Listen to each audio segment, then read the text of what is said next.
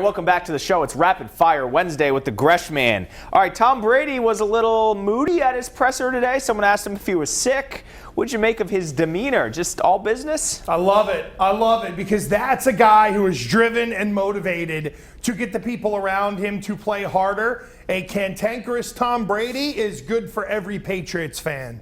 One anecdote from practice today I thought was interesting. Bill Belichick clearly heard next to the media saying, "Great day for ball protection. Isn't that right, Dion?" What do you make of him calling out Dion Lewis in front of the media? I think right now everybody is on notice, Yianni, because it's hard to look back at that game and to find someone that played perfect football. So Belichick's got to put everybody on blast. And look, the details are what is going to win them this football game against Pittsburgh, and that's a part of it, no question. All right, so you have the Antonio Brown video where Mike Tomlin's calling the Pats an expletive. You have Roger Goodell not coming to this game. Either of both of those things motivation for the Pats? Yeah, I don't think the Goodell thing is necessarily. I love it that Goodell doesn't show up so that if Belichick needed to play that card on Saturday night, he could. But I think that's maybe a little bit more of a Brady thing.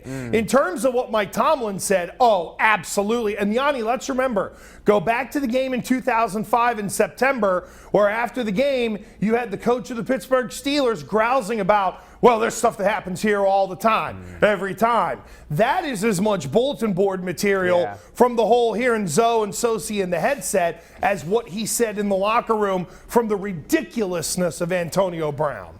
All Goodell has to do is go into some box, have the cameras capture him being there, and leave. It's not like he's sitting in the 300s and getting tomatoes thrown at him. Why doesn't he squash this by coming here already? Because I think NFL security is really worried about Patriot fans, and this is where the best of the worst. Look, Patriot fans are great.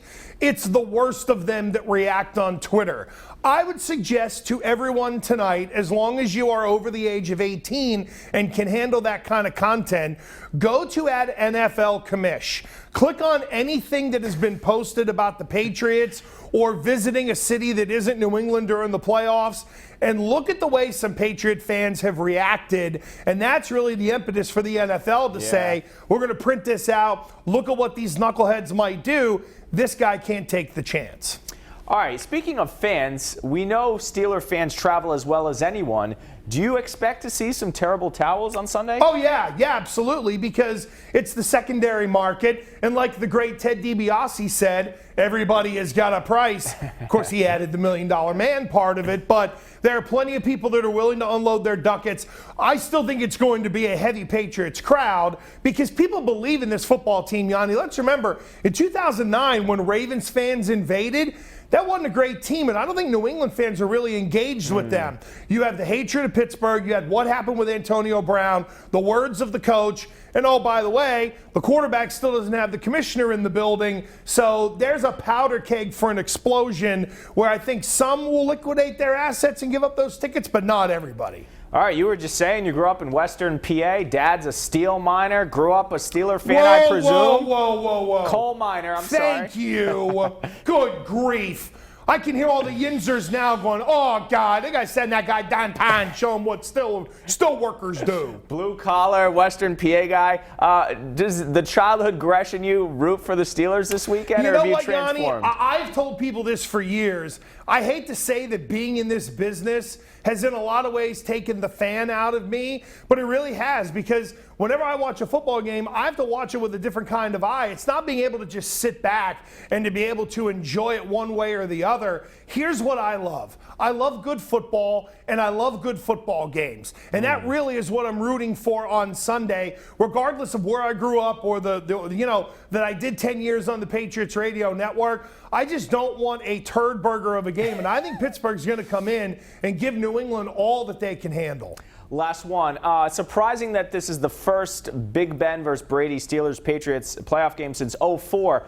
Did we kind of miss out on some more big Steeler-Patriot playoff matchups? We got all the Manning, Brady, and some Ravens stuff, but no Steeler stuff. Yeah, it's interesting because they always played each other during the regular season, it felt like, Yianni, and that kind of amped up the angst between these two. And look, You got 2 wins on one side in a Super Bowl and 4 on the other in terms of quarterback. You would think this would be an absolutely fantastic game.